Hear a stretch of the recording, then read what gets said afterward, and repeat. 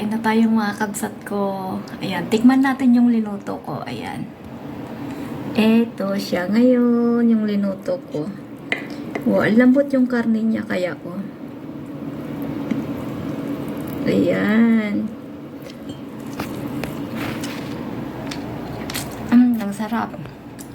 Kaya pala naubos yung alaga ko yung kakainin niya. Ayan. Ang lambot.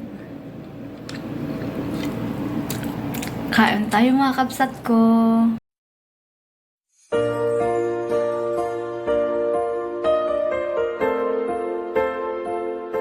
Nalinis ko na tong ating meat mga kabsat. Mga 1 kilo siguro to mga kabsat. At nag-slice na rin ako na pahaba ng carrots at pahaba ng onion mga kabsat. At ginger paste and garlic paste mga kabsat. Ito yung ating seasoning mga kabsat. Is cumin. Siyempre hindi mawala ang salt. Coriander, cardamom, oil, and ito mga kapsat ko, raisin mga kapsat ko. So ito rinidi ko na tong kaserola natin mga kapsat ko. At nagsok na rin ako ng rice mga kapsat ko. Ayan. 1½ rice to mga kapsat ko. 1½ cup rice. Ito mga kapsat ko. So tara magluluto tayo mga kapsat ko.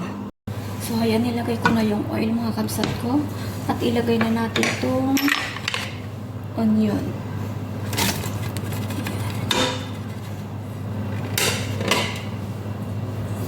At ihalo-halo natin ganyan hanggang sa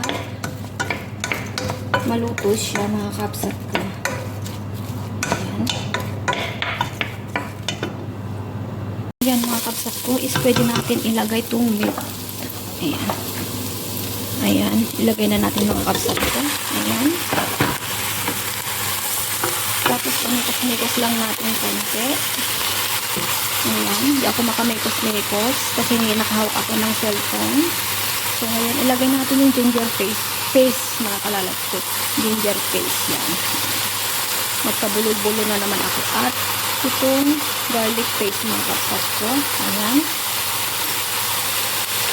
At itong pinaghalo-halo natin mga seasoning kanina mga kalalat ko. Ito pinaghalo-halo ko na mga kalalat ko. So, ilagay na natin.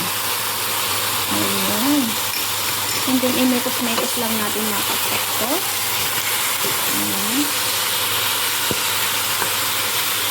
Tapos ko na mikos-mikos ko na. Nakalimutan ko linagyan ng paminta. Ayan.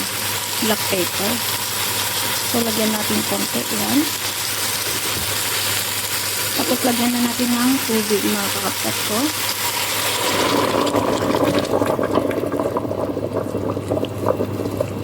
Ayan, damihan lang natin kasi pakuyan natin yan hanggang sa ano siya, hanggang lumambot siya mga kakabsat ko. Ayan siya.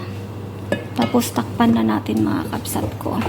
Palambutin natin hanggang sa maybe 2 hours to kasi hindi siya ano, hindi yung ginagamit kong pangpalambot ang ginagamit ko. Ay nako, bahala na kayo mga kakabsat ko. So, ayan na mga kabsat, is nilagay ko na yung rice sa ibabaw niya mga kalalabs ko. Hindi ko na na-video kasi busy ng person nyo.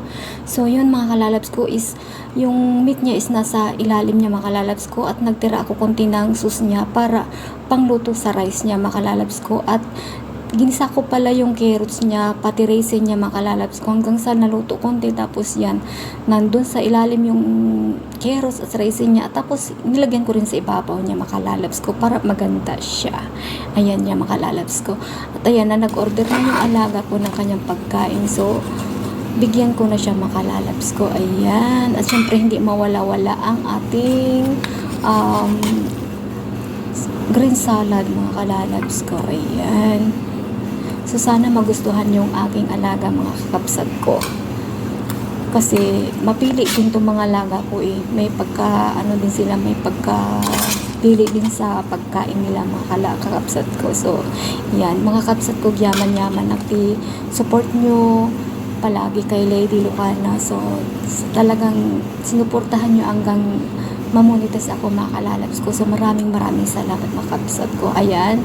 At iserve ko na sa aking alaga mga kalalabs ko with salad.